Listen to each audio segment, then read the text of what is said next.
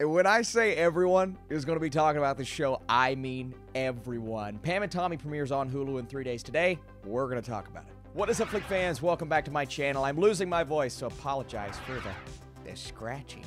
The first 3 episodes of Pam and Tommy premiere on Wednesday. I've been able to see the entire season, so today I'm going to talk about it, how it starts, how it ends, and the madness that goes into this show.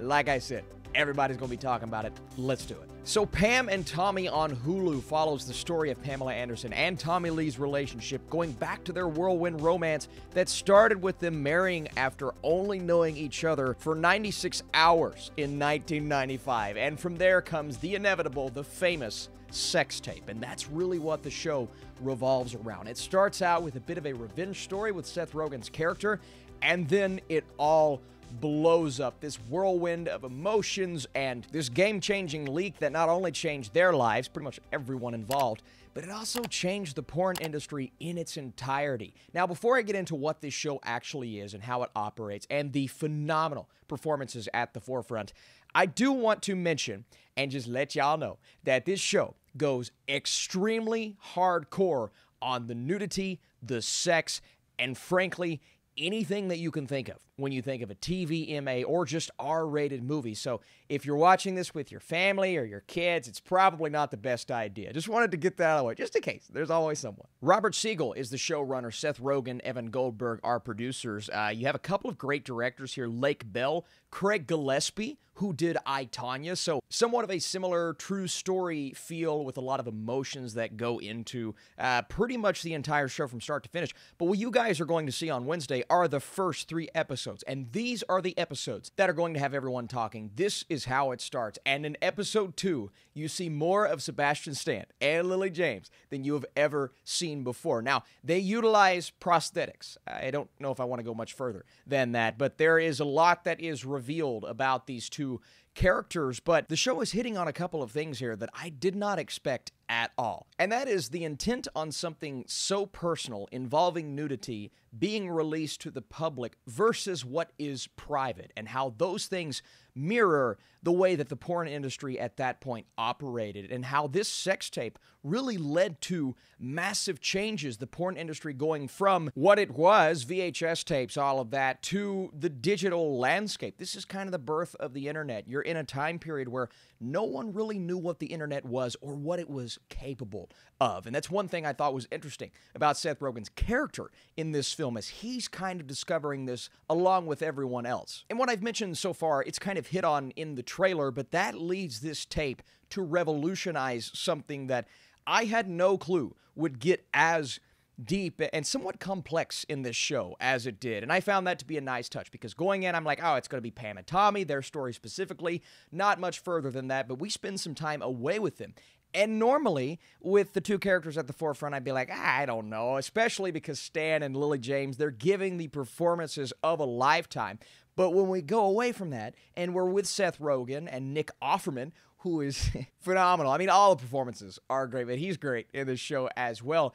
I found that to be just as interesting. And you're getting all of these things coming to light in the first 3 episodes. We go from his story, how their relationship came about in episode 2, and then episode 3 is when the fallout really starts to happen. So don't expect it all to go down in that first episode. There is a little bit of build-up here, and that's really what the first 3 episodes are all about. But I promise you, in episode 4, not only do you get some great emotions from Pamela Anderson and Tommy, but it also starts to go a bit further away from comedy than what it was, and veer more into dramatic territory, because that's when we start to see everything and how it impacts Pam and Tommy, because everything is hunky-dory. It's great. This is one of the most Hollywood-like relationships I've ever seen. And I don't know if all of it is accurate, because I've heard some things about Tommy Lee that took place in real life that this show never really hits on, so that could definitely be something I see people taking issue with. But what we get, this overly dramatic and super like, oh my God,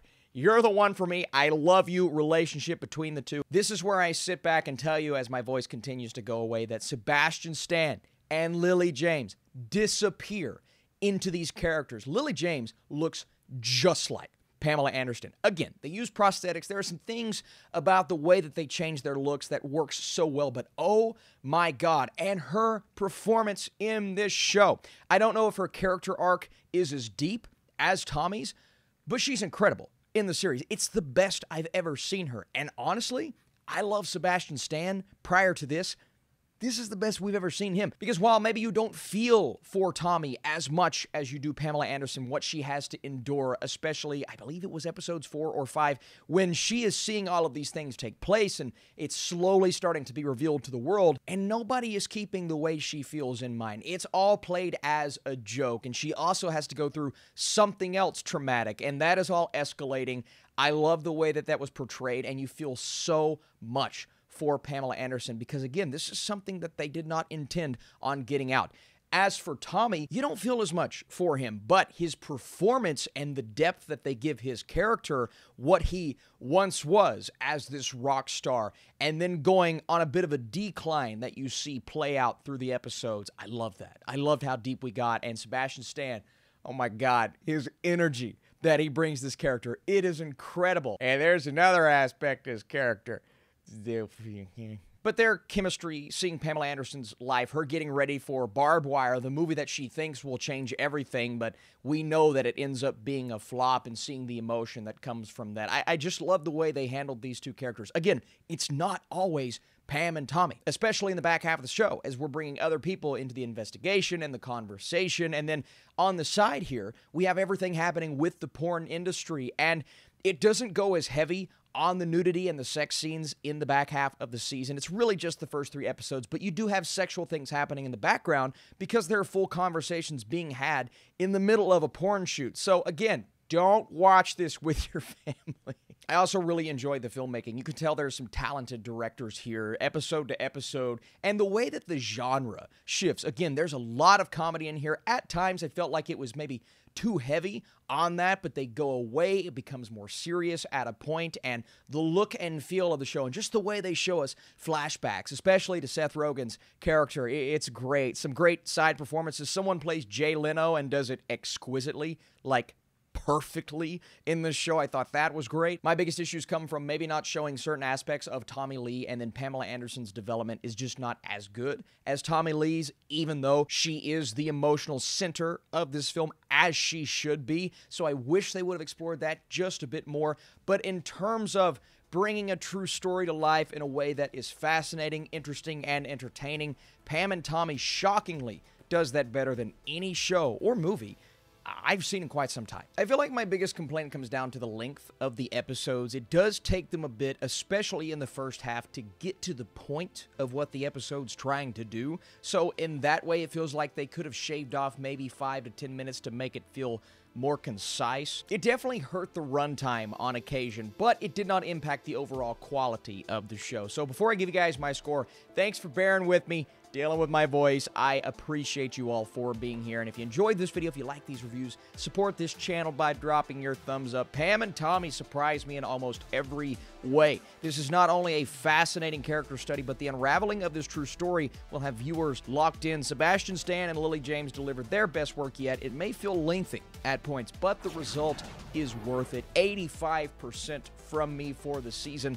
This is one of those shows that you want to stick with, because the way it all goes, week to week, after this week's first 3 episodes, you want to stay tuned. I believe 8 in total. How many did I watch? 8? Yeah, that sounds right. But again, guys, appreciate you for being here. Let me know what shows and movies are coming that you would like to see me review later on this week. Moonfall, Where the Moon Falls, and Jackass Forever. All right, guys. See you soon.